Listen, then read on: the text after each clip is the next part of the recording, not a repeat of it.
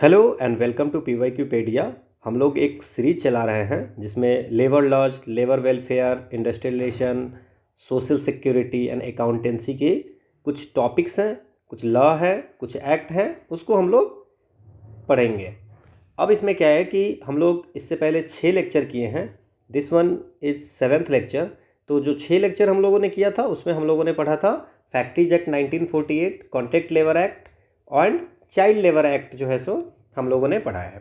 अब हम लोग आज जो 7th लेक्चर में करने वाले हैं द इंडस्ट्रियल डिस्प्यूट एक्ट 1947। इस पे क्वेश्चन आते हैं। 2016 के पेपर जो EOAO की हुई थी उसमें भी क्वेश्चन आए थे। ओके, APFC वाले पेपर में आई थी क्वेश्चन। ओके, तो इसको आप अब इसमें क्या है कि जो आप अगर एक्ट बेयर एक्ट देखोगे, जैसे कि हमारा जो सोर्स है वो labor.gov.in की जो साइट है वहाँ पे बेयर एक्ट सारी मिल जाएगी आपको। बट बेयर एक्ट में क्या है कि बहुत ज़्यादा प्रोविज़न है और सारे एक्ट का सारे प्रोविज़न याद रखना इट्स अ वेरी डिफ़िकल्ट। तो रफली एक आइडिया होना चाहिए कि ये जो एक्ट आई थी क्यों आई थी और इसमें क्या क्या छोटे मोटे प्रोविज़न जो हैं वो आपको याद होने चाहिए, सो डैट कि अगर ऐसा क्वेश्चन हो जो सब सॉल्व करे तो आपके सॉल्व हो जाए। ऐसा नहीं करना है कि नहीं मुझे तो सॉल्व करना ही है, क्योंकि वैसे करने के लिए अगर आपको सब सॉल्व करना ही है ऐसा है तो पूरी मगअप करनी पड़ेगी और फिर आपको कोर टॉपिक पे ध्यान कम होगा और कोर टॉपिक पे आप ज़्यादा ध्यान दें, क्योंकि आपने देखा होगा 2012 की और 2015 के पेपर की जो एनालिसिस हुई है किया था मैंने, उसमें आपने देखा होगा कि नंबर ऑफ क्वेश्चन जो है वो कोर टॉपिक से ज़्यादा पूछता है। लाइक अगर APFC और EOAO की बात करें तो ज़्यादातर क्वेश्चन जो पूछे जाते हैं वो पूछे जाते हैं आपको पॉलिटी से, इकोनॉमी से, जनरल साइंस से एंड बाकी हिस्ट्री जो है उनसे, कुछ ज्योग्राफी के क्वेश्चन भी है, करंट अफेयर्स के, मैथ्स एंड इंग्लिश, उसकी वेटेज ज़्यादा है। आप labour laws and labour relation ये सब जितने भी हैं कॉमन टॉपिक, इसके बारे में थोड़ी बहुत नॉलेज होनी चाहिए जिससे कि वो क्वेश्चन आप सॉल्व कर पाए जो सब कर रहे हैं। बट ऐसा नहीं है कि बस इसी को लेकर के बैठे रहें। ठीक है, तो लेट्स स्टार्ट द सेशन। तो सबसे पहले जो हम लोग बात करते हैं कि जो इंडस्ट्रियल डिस्प्यूट एक्ट है वो क्यों आया था और इनका ऑब्जेक्टिव क्या था। अब कोई भी इंडस्ट्री अगर सही से चलना है, किसी इंडस्ट्री को अगर सही से चलाना है, ओके, प्रोग्रेस करना है, तो उसमें एम्प्लॉयर्स और एम्प्लॉई का रिलेशन अच्छा होना चाहिए। तो एम्प्लॉयर और एम्प्लॉई का रिलेशन अच्छा होना चाहिए, लेकिन कभी कभी क्या होता है कि किसी भी कारण से एम्प्लॉयर और एम्प्लॉई का रिलेशन ख़राब हो जाता है। ठीक है ना, तो उसकी डिस्प्यूट हो जाती है, दोनों में लड़ाई हो जाती है। तो उसको to ensure social justice to both employers and employees, ठीक है ना, and advance progress of industry, industry के प्रोग्रेस के लिए क्या हो गया, और हार्मोनी एंड कॉर्डियल रिलेशनशिप दोनों के बीच में एम्प्लॉयर्स एम्प्लॉई लाने के लिए एक ये एक्ट लाई गई थी, इंडस्ट्रियल डिस्प्यूट एक्ट 1947। किस चीज़ के लिए? डिस्प्यूट को सेटल करने के लिए। जैसे कि अगर कुछ स्ट्राइक है, इलीगल स्ट्राइक नहीं हो, लॉकआउट्स नहीं हो, है ना, ये सब चीज़ें नहीं होनी चाहिए। वर्कमैन का आपको ले ऑफ नहीं होना चाहिए, रिट्रेंचमेंट नहीं। मैं हर टॉपिक हर पॉइंट पे डिस्कस करेंगे आगे कि ले ऑफ क्या है, स्ट्राइक किसको बोलते हैं, लॉकआउट क्या हो जाएगा, ठीक है ना, एंड कलेक्टिव बार्गेनिंग को प्रमोट करने के लिए। ठीक है, तो ये है हमारा। अब हम लोग जो स्टार्ट करते हैं, जब हमारा कोई एक्ट है तो उसमें सबसे पहले कुछ डिफिनेशन दी होती है। तो उस डिफिनेशन में अगर हम बात करें कि व्हाट इज इंडस्ट्री, ठीक है, तो इसको बाद में कोर्ट ने ये कहा था कि किसी एक्टिविटी को इंडस्ट्री में बोलेंगे अगर वो ट्रिपल टेस्ट को फॉलो करेगा। मतलब 3 चीज़ें हैं, अगर उसको फॉलो कर रहा है, फुलफिल कर रहा है, तो वो उसको इंडस्ट्री बोलेंगे। एक तो सिस्टमैटिक एंड ऑर्गेनाइज एक्टिविटी होनी चाहिए, ओके। दूसरा कोऑपरेशन, और जो एक्टिविटी होगा with the cooperation between employers and employees की कोऑपरेशन से होगा, ओके। और द थर्ड है कि या तो प्रोडक्शन हो या डिस्ट्रीब्यूशन हो, किसके, गुड्स के या सर्विसेज की, है ना, कैपिटल उसमें है या नहीं उससे कोई मतलब नहीं है, ओके। तो ये होगा इंडस्ट्री। अब क्या है, इंडस्ट्रियल डिस्प्यूट क्या है? तो इंडस्ट्रियल डिस्प्यूट जो है उसको भी तीन, अगर किसी को इंडस्ट्रियल डिस्प्यूट बोलना है तो 3 चीज़ें को ध्यान रखना है। पहला कि पहले तो एक डिस्प्यूट होनी चाहिए, ठीक है, there should be a dispute, ठीक है। दूसरा क्या होगा, जो डिस्प्यूट होगा वो किसके बीच में होगा, एम्प्लॉयर्स एंड एम्प्लॉयर के बीच में होगा। दोनों, दो एम्प्लॉयर के बीच में लड़ाई हो गई, या एम्प्लॉयर्स और वर्कमैन के बीच में हो गया, या 2 वर्कमैन के बीच में हो गया, तो उसको बोल, तो वो हो गया डिस्प्यूट। कौन किसके किसके बीच में होगा ये आपको पता चल गया। अब जो है, ठीक है, अब किस रिलेटेड से डिस्प्यूट होना चाहिए, है ना, तो डिस्प्यूट किस कारण से होगा या तो एम्प्लॉयमेंट या नॉन एम्प्लॉयमेंट, किसी को हटा रहे हो आप, है ना, या कोई टर्म्स एंड कंडीशन है जो कि फॉलो नहीं कर रहा है एम्प्लॉयर, या एम्प्लॉय नहीं कर रहा है, तो टर्म्स एंड एम्प्लॉयमेंट, है ना, लेबर की कंडीशन और कोई भी ऐसी, ठीक है ना, किसी भी पर्सन के कंडीशन ऑफ लेबर पे भी किया जा सकता है। तो डिस्प्यूट होने के लिए, ठीक है ना, दो एम्प्लॉयर के बीच हो सकता है, एम्प्लॉयर वर्कमैन के बीच हो सकता है, वर्कमैन वर्कमैन के बीच हो सकता है, तो उसको हम बोलेंगे इंडस्ट्रियल डिस्प्यूट। अब क्या है, ये पूरे इंडिया में वैलिड है, ठीक है। अब इसमें बार बार यूज आएगा एप्रोप्रिएट गवर्नमेंट। तो एप्रोप्रिएट गवर्नमेंट कौन हो गया, या तो सेंट्रल गवर्नमेंट होगा, स्टेट गवर्नमेंट होगा। तो जो डिस्प्यूट इंडस्ट्री होगा, जैसे कि सेंट्रल गवर्नमेंट की ऑथोरिटीज में होगा, जैसे रेलवे हो गई, पोर्ट हो गई, postal, telegraph, telephone service, insurance, ESIC, banking, insurance company, ये सब जो होगा सेंट्रल गवर्नमेंट के प्रिव्यू में आता है। तो इनकी जो डिस्प्यूट होगी, ठीक है ना, जो भी इंडस्ट्री ऐसी होगी, या दो से अधिक स्टेट में अगर होगी इंडस्ट्री कोई भी, तो वो सेंट्रल गवर्नमेंट के प्रिव्यू में आता है। बाकी जो बचे वो स्टेट गवर्नमेंट में आता है, ठीक है। अब सेक्शन 2B, अब सेक्शन उतनी ज़्यादा याद नहीं रखना है, ठीक है, बट मैं बता देता हूँ आपको, ठीक है। सेक्शन 2B कहता है अवार्ड क्या होता है। अवार्ड एक, अगर सिंपल सा लैंग्वेज में कहें कि जो कोई भी ट्रिब्यूनल होगा, कोई डिस्प्यूट हुआ, ठीक है, तो उस डिस्प्यूट होगा, तो डिस्प्यूट का कोई फाइनल रिजल्ट होगा, उसको हम लोग बोलते हैं अवार्ड, ठीक है। जैसे उस डिस्प्यूट का कुछ तो आउटकम होगा ना, डिस्प्यूट हुआ, अगर आप कोर्ट लेके गए, चाहे वो लेबर कोर्ट हो गया, या नेशनल इंडस्ट्रियल ट्राइब्यूनल हो गया, या इंडस्ट्रियल ट्रिब्यूनल हो गया, ठीक है ना, तो वो कुछ डिसीजन देगा, that's a award, simple language में। अब क्लोजर, ये वर्ड आपको कि क्लोजर क्या होगा, ठीक है। क्लोजर का मतलब होता है कि जैसे कि कोई फैक्ट्री है, कोई इंडस्ट्री है, ओके, तो उसको परमानेंटली आप बंद कर देते हो, या उसके किसी पार्ट को किसी यूनिट को परमानेंटली बंद कर देते हो, उसको बोलते हैं क्लोजर, ओके। इसके बाद है ले ऑफ। क्या होता है, ले ऑफ को भी डिफाइन किया गया हुआ है, ठीक है ना।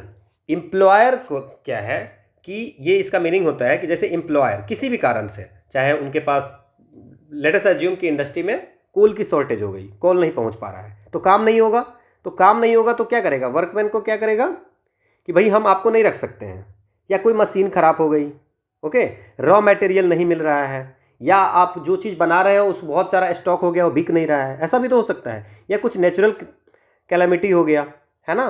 तो इससे क्या होगा कि जो वर्कमैन वहाँ पे वर्क करते हैं, ठीक है, तो पहला जो वर्क करते हैं उनका लिस्ट, मास्टर रोल्स वो होता है जिसमें कि वो वर्कमैन का लिस्ट रखते हैं कि ये वर्कमैन हमारे यहाँ काम करते हैं, ठीक है।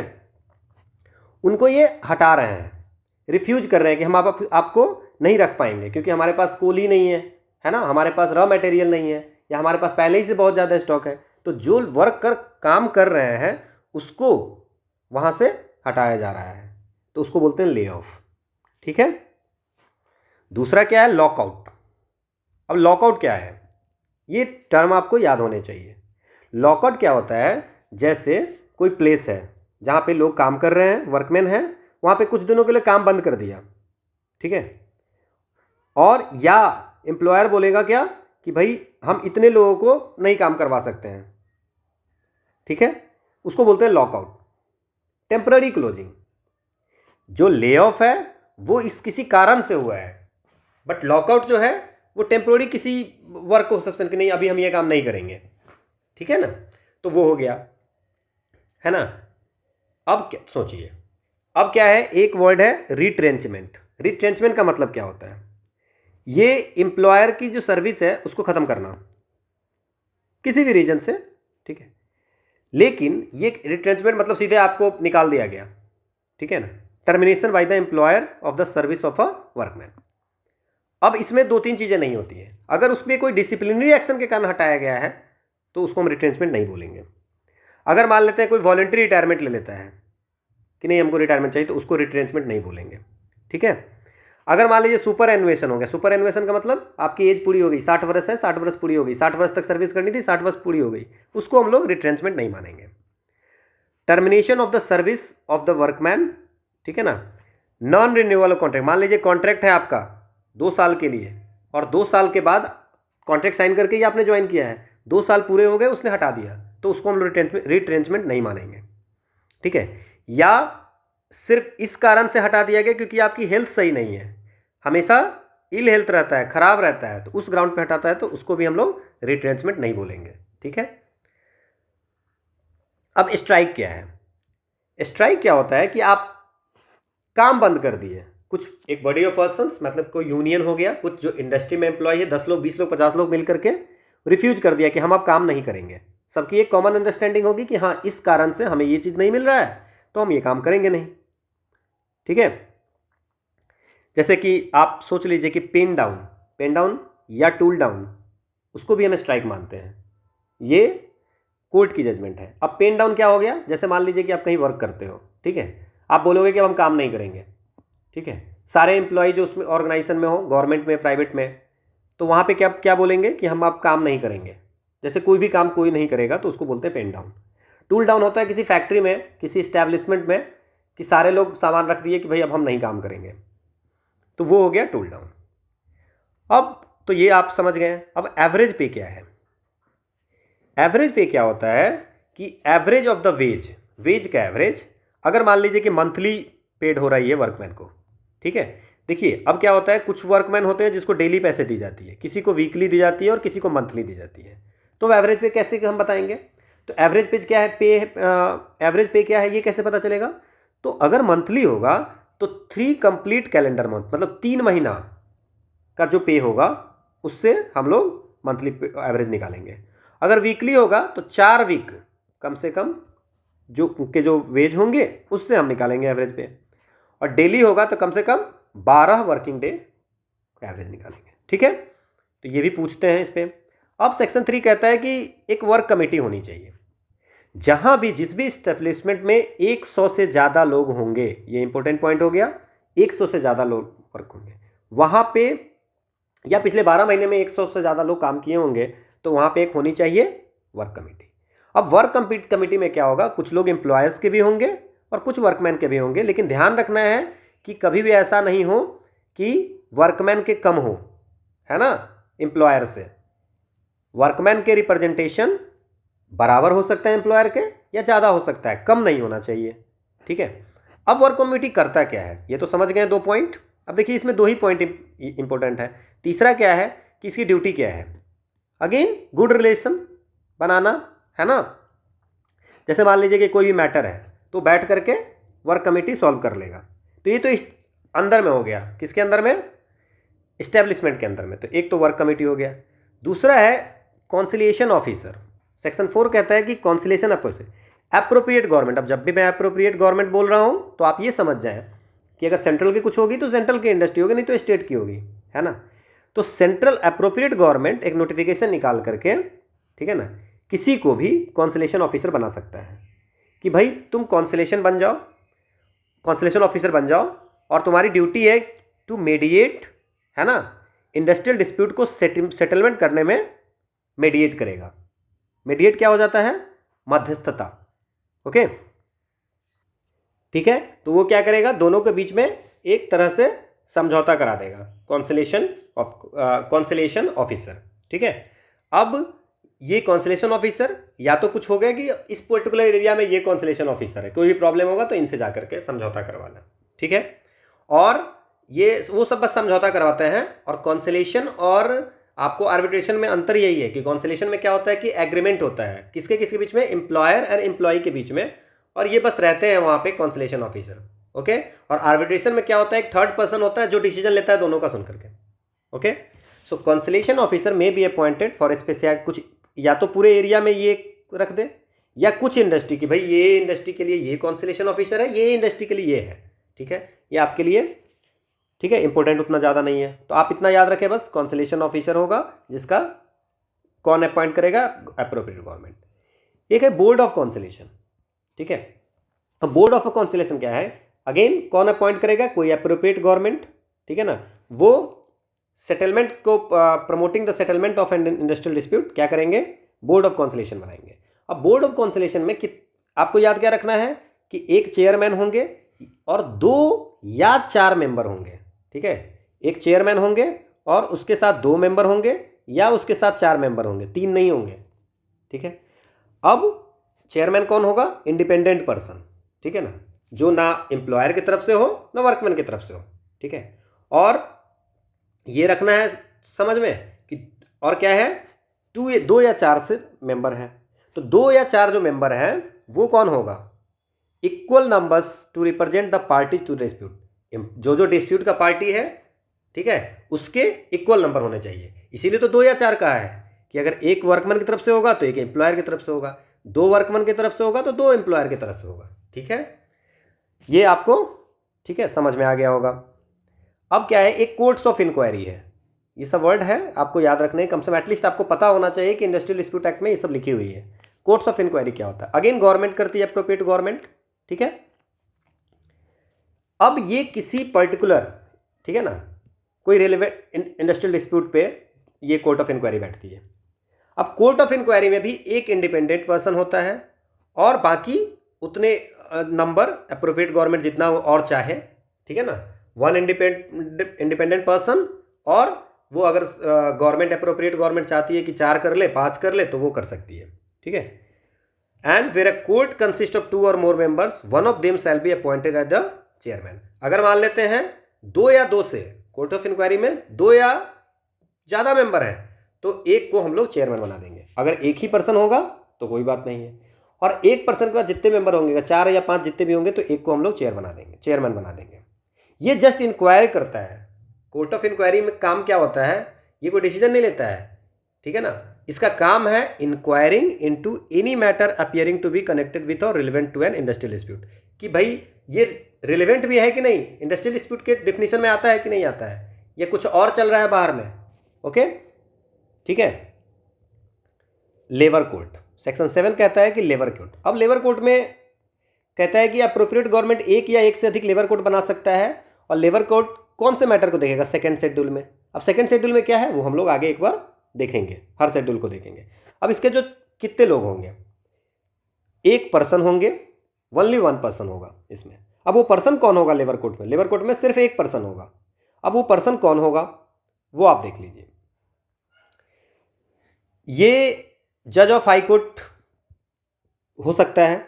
ओके, जज ऑफ हाई कोर्ट, या तो जज ऑफ हाई कोर्ट होगा, ठीक है, या a period of not less than 3 साल का एक्सपीरियंस होगा डिस्ट्रिक्ट जज से या एडिशनल डिस्ट्रिक्ट जज से, ठीक है, या किसी भी जुडिशियल ऑफिस में 7 साल का एक्सपीरियंस होगा, ठीक है ना, या लेबर कोर्ट को प्रिसाइड कर रहा है, ठीक है, किसी स्टेट में कम से कम 5 साल, तो उसको हम लोग लेबर कोर्ट का हेड बना देंगे, उसमें एक ही पर्सन है।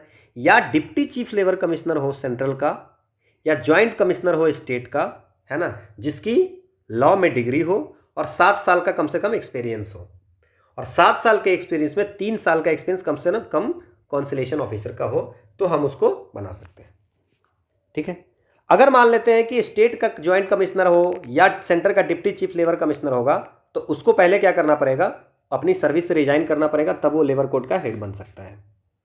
ठीक है, या एक और ऑप्शन है कि अगर इंडियन लीगल सर्विस में ग्रेड 3 का एम्प्लॉई है अगर 3 साल तक, तो भी उसको लेबर कोर्ट का चेयरमैन बनाया जा सकता है। ओके, अब क्या है, सेक्शन 7 ने कहता है कि ट्रिब्यूनल के बारे में बात कर रहा है कि गवर्नमेंट अगर चाहे तो एक या एक से अधिक इंडस्ट्रियल ट्रिब्यूनल बना सकती है। अब उसमें भी एक ही पर्सन होंगे, और अगेन क्राइटेरिया सेम, जज ऑफ हाई कोर्ट हो या, ठीक है, ये सेम क्राइटेरिया है जो कि आपका लेबर कोर्ट में है। ठीक है, अब इसमें क्या था कि लेबर कोर्ट में अंतर क्या है, सर अंतर क्या हो गया लेबर कोर्ट और इंडस्ट्रियल ट्रिब्यूनल में। लेबर कोर्ट में क्या है कि जो सेकेंड शेड्यूल में जो मैटर है उसको बस देखेगा, और इंडस्ट्रियल ट्रिब्यूनल क्या हो गया, सेकेंड शेड्यूल और थर्ड शेड्यूल दोनों में से किसी का भी मैटर देख सकता है। ओके, अब है नेशनल ट्रिब्यूनल, एक नेशनल ट्रिब्यूनल भी है।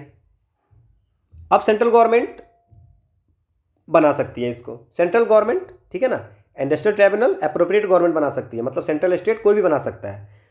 नेशनल ट्रिब्यूनल है, सेंट्रल गवर्नमेंट बनाएगा, एक या एक से अधिक नेशनल इंडस्ट्रियल ट्रिब्यूनल बनाया जा सकता है जिसमें नेशनल इंपॉर्टेंस का क्वेश्चन होगा। ठीक है ना, ठीक है, one state are likely to be interested, more than one state में हो इंडस्ट्री, वैसे डिस्प्यूट के लिए। अब इसमें भी एक ही पर्सन होगा और वो अपॉइंट सेंट्रल गवर्नमेंट के द्वारा किया जाएगा। अगेन वो जज ऑफ हाई कोर्ट हो सकता है ना, या कोई लेबर अपीलेट ट्राइब्यूनल में 2 साल का काम किया हो, ठीक है, तो वो हो सकता है। ओके, अब इसको डिस्क्वालीफाई कैसे कर सकते? जितने भी कोर्ट्स हमने पढ़ा है, चाहे लेबर कोर्ट हो या ट्राइब्यूनल हो, इंडस्ट्रियल ट्राइब्यूनल हो या नेशनल ट्राइब्यूनल हो, उसको आप हटा कैसे सकते हो? वो तब तक आप नहीं हटा जबकि पता चल जाए कि ये इंडिपेंडेंट नहीं है, ये किसी की तरफ लीनियंट है, एम्प्लॉयर एम्प्लॉई किसी की तरफ। तो इंडिपेंडेंट नहीं होगा तो हटा सकते हैं, ठीक है, और 65 एज हो जाएगा तो हटा सकते हैं, अदरवाइज वैसे नहीं हटाया जा सकता है, ठीक है। अब क्या है, अब मान लीजिए, अब इसमें आपको याद क्या रखना है, तो ये हो गया। अब कुछ पॉइंट ये है कि अगर मान लीजिए किसी भी एम्प्लॉयर को कंडीशन ऑफ सर्विस चेंज करना है, ठीक है, जैसे पहले ऐसा करते थे अब ऐसा करेंगे, तो उनको, ठीक है, जो 4th शेड्यूल में लिखा हुआ है, हम 4th शेड्यूल भी पढ़ेंगे, तो किसी भी मैटर में अगर 4th शेड्यूल में जो लिखा है उसके अगर कोई चेंज करना होगा तो उनको एक नोटिस देना पड़ेगा, उनको सारे वर्कमैन को नोटिस देना पड़ेगा कि हम ये चेंज करने वाले हैं, और 21 दिन 21 डेज, विद इन 21 डेज आप चेंज कर रहे हो से 21 दिन में आपको क्या करना है, एक नोटिस देना है कि हम ये चेंज करने वाले हैं, ठीक है। अब ये सारे जान गए। अब एक है कि ग्रीवांस रिड्रेसल मशीनरी को सेट करने का, ये भी है। अब इसमें क्या है कि हर इंडस्ट्रियल इस्टेब्लिशमेंट जहां 20 या 20 से ज़्यादा वर्कमैन है, ठीक है, वहां पे आपको इंडस्ट्री के अंदर में 1 या उससे ज़्यादा ग्रीवेंस रिड्रेसल कमेटी बनाना है, कि इंडिविजुअल ग्रीवेंस में जो बनेगा वो अंदर ही अंदर सुलझा लेना है। और अगेन मेंबर जो होगा इक्वल नंबर ऑफ एम्प्लॉयर के जितने होंगे उतने ही वर्कमैन के होंगे। और चेयरपर्सन जो होंगे ग्रीवेंस रिड्रेसल मशीनरी का, वो अल्टरनेटिव रोटेशन वाइज में कभी एम्प्लॉयर के साइड का होगा और कभी वर्कमैन के साइड का होगा। और इसके जो टोटल मेंबर है वो 6 से ज़्यादा नहीं होने चाहिए, ठीक है, total member not exceed more than 6। Okay, अगर 2 लोग हैं मेंबर हैं तो 1 वीमेन होना चाहिए, और ज़्यादा मेंबर होगा तो 2 भी वीमेन होगा, है ना। और है ये जो ग्रीवेंस रिड्रेसल कमेटी है उसको 30 दिन के अंदर आपकी जो भी आपके पास ग्रीवेंस आती है उसको 30 दिन के अंदर में सॉल्व करना है। अगर आपके पास में कोई एप्लीकेशन आ रहा है कि भाई हमारी ये समस्या है तो उसको 30 दिन के अंदर सॉल्व करना है। अगर 30 दिन के बाद नहीं आया, 30 दिन नहीं आया, तो वो क्या कर सकता है, अपील कर सकता है, ठीक है। या मान लेते हैं कि जो ग्रीवेंस रिड्रेसल कमेटी का जो मान लेते हैं कि कोई डिसीजन आया तो उस डिसीजन को वो अपील कर सकता है, ठीक है ना। जैसे मान लीजिए कोई डिसीजन देगा, उसके 1 महीने के अंदर में आप अपील करोगे, ठीक है। नेक्स्ट क्या है, अब क्या है, मान लीजिए कोई इंडिविजुअल वर्कमैन का प्रॉब्लम है, ठीक है, डिस्प्यूट हो रहा है सिर्फ इंडिविजुअल वर्कमैन का इंडस्ट्री एम्प्लॉयर से हो गया, तो 3 महीने के अंदर में उसको अवार्ड देना है। अवार्ड देना मतलब कि डिसीजन देना है विद इन 3 मंथ्स। ये डेटा इंपॉर्टेंट है, क्वेश्चन यहीं से आते हैं। एक और लाइन है इसमें, एक और चीज़ है, सेक्शन 10 में लिखा हुआ है कि अगर मान लेते हैं कि प्रोसीडिंग चल रही है लेबर कोर्ट में, ट्राइब्यूनल में या नेशनल ट्राइब्यूनल में किसी भी डिस्प्यूट को लेकर के, लेकिन अगर मान लेते हैं कि कोई पार्टी डेथ कर गया, डेथ ऑफ द पार्टी, ऐसा होता है, ठीक है, तो अगर मान लेते हैं कि अगर कोई भी पार्टी डेथ कर गया, चाहे वर्कमैन हो चाहे कोई भी हो, है ना, जो एम्प्लॉयर के साइड का है, तो उससे क्या होगा, प्रोसीडिंग खत्म नहीं होगा। जो अवार्ड होगा वो जो मतलब जो डिसीजन होगा वो गवर्नमेंट को सबमिट करनी ही पड़ेगी, इनको, कोर्ट को। ओके, इसके बाद क्या है, एक है voluntary reference of dispute to arbitration. अब आर्बिट्रेशन क्या है कि जैसे मान लेते हैं कि कुछ डिस्प्यूट है या डिस्प्यूट होने वाला है, ऐसा कुछ है, तो एम्प्लॉयर और वर्कमैन अगर मान लेते हैं वो एग्रीमेंट कर लेता है कि चलो ठीक है एक तीसरे बंदे को रखते हैं, ठीक है, और वो तीसरा बंदा जैसे कि मान लीजिए बिना कोर्ट में गए हुए, पहले ही अगर आर्बिट्रेशन उसी को बोलते हैं कि कोर्ट में बिना गए हुए वो तीसरे बंदे को रखेगा और कहेगा कि भाई आप इसको बता, इसका डिसीजन ले लीजिए। तो अगर रिटन एग्रीमेंट में होगा तो उसको, ठीक है, आर्बिट्रेशन के पास चला जाएगा, ठीक है। But employer and workman agree to refer the dispute to arbitration, ये देगा तब, ठीक है, तो आर्बिट्रेशन में चला जाएगा। अब क्या सेक्शन 11 में कहता है, आपको सेक्शन याद रखने की जरूरत नहीं है। Procedure and power of conciliation officer, क्या प्रोसीड्योर है, क्या पावर है बोर्ड्स का, कोर्ट्स का, ट्राइब्यूनल का। तो जितने भी बोर्ड है, कॉन्सलेशन ऑफिसर है, कोर्ट है, जितने भी लेबर कोर्ट, ट्राइब्यूनल वगैरह है, सबकी जो पावर होगी वो सिविल कोर्ट के बराबर पावर होगी और इनको पब्लिक सर्वेंट माना जाएगा, इसके जितने भी मेंबर्स होंगे। और बोर्ड की ड्यूटी होगी कि उसको 2 महीने के अंदर रिपोर्ट देना पड़ेगा, जिस दिन आपको दिया गया कि ये डिस्प्यूट है उसके 2 महीने के अंदर। और कोर्ट्स 6 महीने के अंदर में, इंक्वायरी के 6 महीने के अंदर में उनको रिपोर्ट देगा गवर्नमेंट को। ठीक है। अब ये रिपोर्ट की जो अवार्ड्स होती है उसकी पब्लिकेशन भी होती है। जो भी रिपोर्ट किसी बोर्ड या कोर्ट के द्वारा दिया जाएगा या आर्बिट्रेशन अवार्ड होगा, वो 30 दिन के अंदर, ठीक है ना, उसको पब्लिश करना है। और जो भी अवार्ड होगी shall not be called in question by any court, कोई कोर्ट उस पर क्वेश्चन नहीं करेगा।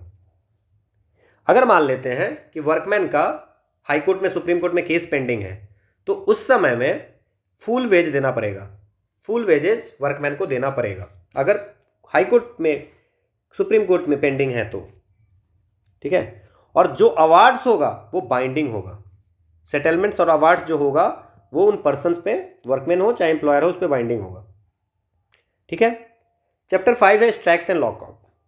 अब स्ट्राइक कब नहीं करना है और करने से पहले क्या सोचना है। अगर मान लीजिए कि कोई पर्सन है जो पब्लिक यूटिलिटी सर्विस में है, उनको स्ट्राइक पे जाना है, तो उसको कम से कम 14 दिन पहले नोटिस देना पड़ेगा कि हम स्ट्राइक पे जा रहे हैं। और जब नोटिस देगा उसके 6 वीक के अंदर में उसको स्ट्राइक करना है, क्योंकि उसके बाद फिर से उनको फ्रेश अप्रूवल लेना पड़ेगा।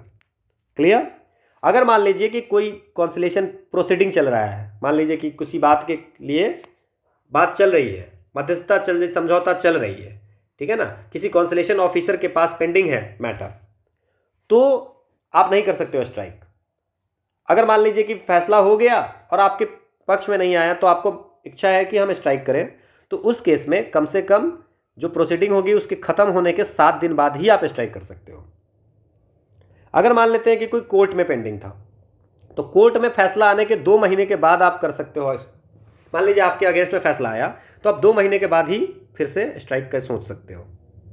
अगर कोई आर्बिट्रेशन प्रोसीडिंग में हो, ठीक है ना, किसी आर्बिट्रेटर के पास में है, तो आप स्ट्राइक नहीं कर सकते हो। 2 महीने कम से कम रुकना पड़ेगा, उनकी डिसीजन के बाद आप कर सकते हो। डिसीजन के 2 महीने बाद ही आप स्ट्राइक कर सकते हो या लॉकआउट। ठीक है। तो ये हो गया स्ट्राइक। अब लॉकआउट में भी सेम चीज़ें हैं। कोई भी एम्प्लॉयर जो पब्लिक यूटिलिटी सर्विस का काम करता है, वो कम से कम 14 दिन का नोटिस देगा।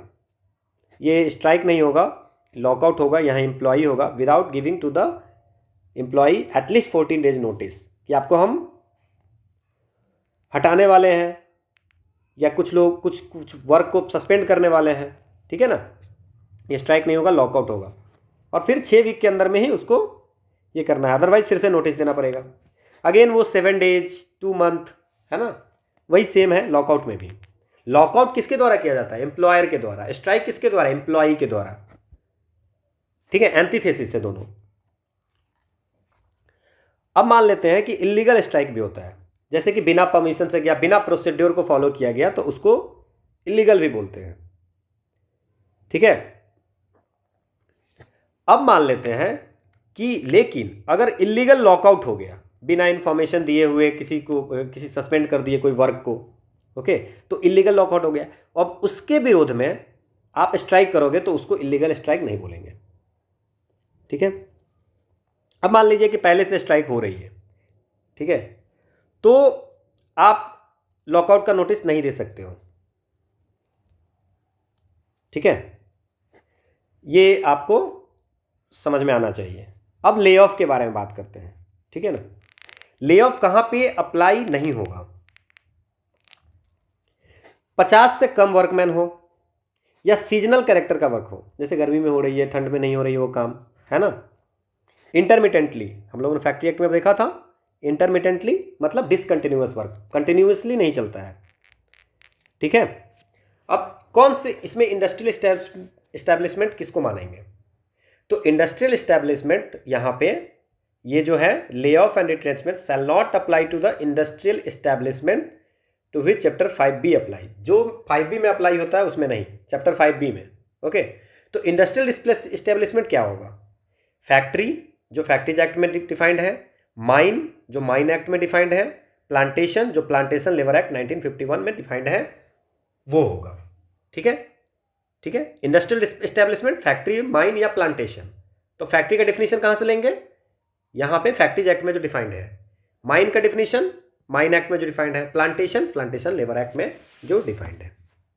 ओके, अब किसी वर्कमैन को हम कैसे कहेंगे कि कंटिन्यूअस सर्विस में है?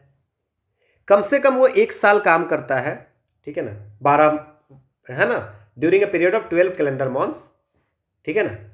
लेकिन एक साल में आप ये समझिए, 1 साल में कम से कम वो काम कितना करेगा? 190 डेज, 190 दिन काम करना है, अगर माइन के नीचे काम करना है तो। अब ये माइन का डेफिनेशन कहाँ से लेंगे? माइन एक्ट से। ओके, और 240 दिन दूसरे केस में, मतलब अगर माइन के अंदर काम कर रहे हैं तो अगर साल में 190 दिन काम कर रहे हैं तो उसको बोलेंगे कंटिन्यूअस सर्विस, और माइन के अलावा 240 दिन अगर काम कर रहा है तो उसको बोलेंगे कंटिन्यूअस सर्विस। अगर 6 महीने में हमको कैलकुलेट करना है तो 6 महीने में अगेन आधा कर दीजिए, 95 डेज माइन के अंदर नीचे काम करना है, मतलब बिलो द ग्राउंड, या 120 डेज अदर केस में। सिर्फ इसका आधा है अगर 6 महीने में हमें कंटिन्यूअस सर्विस देखना है तो। अब ये कंटिन्यूअस सर्विस क्यों देखना है ये आपको हम आगे बताएंगे। अगर मान लीजिए कि अगर किसी को हटा रहे हैं तो वर्कमैन का है कंपेंसेशन देना पड़ेगा उसको, ठीक है। राइट ऑफ वर्कमैन, कंपेंसेशन देना पड़ेगा किसको? एम्प्लॉयर को, है ना। अगर मान लेते एक होता है बदली वर्कमैन। बदली वर्कमैन क्या होता है? जैसे मान लीजिए कोई काम कर रहा है, उसके बदले में कोई काम कर रहा है। Workman who is employed in an industry establish in the place of another workman, उसको बोलते हैं बदली वर्कमैन, ठीक है। किसी के जगह पे किसी को काम करना। लेकिन ये बदली वर्कमैन नहीं कहलाएगा कब? जब वो 1 साल की कंटिन्यूअस सर्विस कर लिएगा तो उसको फिर बदली नहीं बोला जाएगा। अब क्या है, अगर मान लीजिए कि कंटिन्यूअस सर्विस वाले लोग हैं तो उनको कितने पैसे मिलेंगे? 50% of the total of the basic veg compensation मिलेगा, ठीक है। 50% of the total the basic veg, आपको बस इतना याद रखना है, 50% मिलेगा, ठीक है। अब आपको बात बताते हैं किस कंडीशन में कंपनसेशन नहीं मिलेगा। अगर मान लीजिए कि आपको हटाया गया कि भाई यहाँ पे काम नहीं करना है, कहीं और पे काम करना है, कोई अल्टरनेट प्लेस दे दिया, आप वहाँ पे नहीं किए कि नहीं हम यहाँ पे नहीं करेंगे, या मान लेते हैं कि इस तरह की कोई किसी कारण से ये पार्ट बंद हो गया, आपको दूसरे पार्ट में जॉब दे दिया, तो उस केस में आप बोलोगे नहीं अब हम दूसरी जगह तो करेंगे नहीं, करेंगे तो यही काम करेंगे, दूसरा कोई काम नहीं करेंगे, तो आपको कंपनसेशन नहीं मिलेगा। कम से कम, ठीक है ना, एटलीस्ट वंस अ डे, दिन में एक बार आपको चेहरा दिखाना है। अगर आप नहीं दिखा रहे हैं तो आपको कंपनसेशन नहीं मिलेगा, ठीक है। आप मतलब जा रहे हो, आपको काम नहीं दिया जा रहा है, ठीक, तो आप जाओगे तब तो। आप अगर गए ही नहीं तो फिर कंपनसेशन की बात ही नहीं है, ठीक है। अब जो है रीट्रेंचमेंट ऑफ वर्कमैन, वर्कमैन को हटा दिए, उसके लिए क्या करना है? कोई भी नहीं हटा सकता है जो कंटिन्यूअस सर्विस में होगा। कंटिन्यूअस सर्विस वाले को नहीं हटाया जा सकता है बिना 1 महीने का नोटिस दिए हुए कि हम इस कारण से हटा रहे हैं, ठीक है। और जो मान लेते हैं कि पीरियड ऑफ नोटिस जब खत्म हो जाएगा तो वर्कमैन को वेज भी दिया जाएगा उस नोटिस पीरियड का, मतलब 1 महीने का, ठीक है। और जब उसको हटाया जाएगा तो कंपनसेशन भी मिलेगा। कंपनसेशन कब मिलेगा, कितना मिलेगा?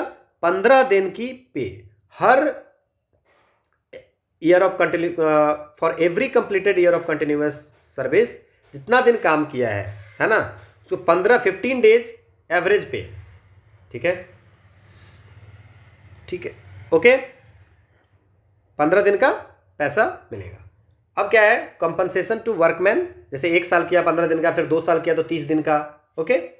Compensation to workman in case of transfer of undertaking, मान लेते हैं कि एक जगह से ओनरशिप ट्रांसफर हो गया तो वहां पे भी जो कंटिन्यूअस सर्विस में है उनको क्या करना है?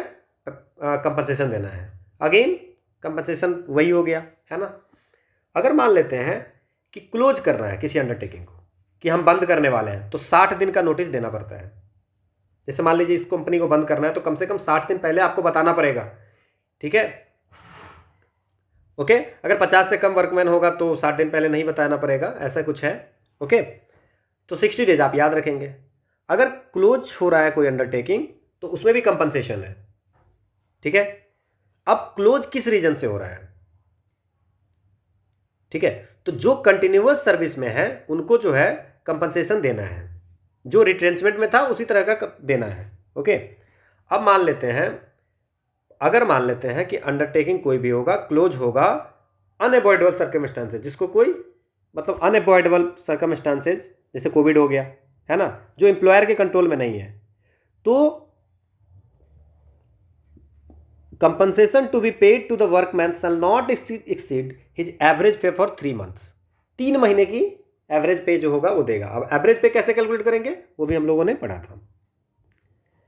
अब मान लीजिए कोई ऐसी अंडरटेकिंग होगी जो सिर्फ फाइनेंशियल डिफिकल्टीज, जिस फाइनेंशियल लॉस हो गया या बहुत सारे स्टॉक ज़्यादा हो गए उस कारण से बंद करना हो गया, वो डिस्पोज नहीं हो रहा है, ठीक है, या लाइसेंस खत्म हो गया या लीज खत्म हो गया, है ना, या माइनिंग ऑपरेशन में है ना, और वहाँ के जो मिनरल्स है वो एग्जॉस्ट हो गया, खत्म हो गया, तो उसको हम लोग क्लोज डाउन नहीं बोलेंगे, ठीक है। रिट्रेंचमेंट का प्रोसेस है, नीचे से जो लास्ट पर्सन एम्प्लॉयड होगा वहाँ से हटाया जाता है, ऐसा नहीं कि ऊपर से हटाएंगे, ठीक है। आप री एम्प्लॉयमेंट भी करा सकते हैं, है ना। अगर मान लीजिए कि आपको नए पर्सन लेने हैं तो आपको पहले जिनको आप रिट्रेंच किए उनको लेने होंगे, ठीक है। अब क्या है चैप्टर 5B। चैप्टर 5 में है lay off, retrenchment and closure in certain, कुछ तरह के एस्टेब्लिशमेंट हैं उसमें। अब इंडस्ट्रियल एस्टेब्लिशमेंट तो आपको पता ही है कि फैक्ट्री बोलेंगे तो आप समझ जाइए कि फैक्ट्रीज एक्ट में जो डिफाइन किया गया है फैक्ट्रीज, माइन बोलेंगे तो माइंस एक्ट में जो डिफाइन किया गया है, प्लांटेशन बोलेंगे तो प्लांटेशन लेबर एक्ट में जो डिफाइन किया गया है, ठीक है। तो ये this provision of this chapter shall apply to an industrial not being an establishment of a seasonal character. ये सीजनल कैरेक्टर में जहाँ पे होता है काम या इंटरमीडिएटली डिसकंटिन्यूस होता है वहाँ पे ये वर्क नहीं कर, इसका मतलब 5A वहाँ वर्क कर रहा था जो सीजनल में भी वर्क कर रहा था, बट ये 5B जो है वो सीजनल कैरेक्टर में नहीं काम कर रहा है, और वहाँ भी नहीं काम कर रहा है, नॉट लेस देन, कम से कम 100 वर्कमैन होना चाहिए तब काम होगा, ठीक है। अब क्वेश्चन ये होता है कि इंडस्ट्रियल एस्टेब्लिशमेंट अगेन सीजनल है कि नहीं है, इंटरमिटेंट वर्क करता है कि नहीं करता है, ये कौन डिसाइड करेगा? एप्रोप्रिएट गवर्नमेंट, और जो डिसाइड करेगा वो फाइनल होगा, ठीक है। अब ले ऑफ की प्रोविजन क्या है, ठीक है।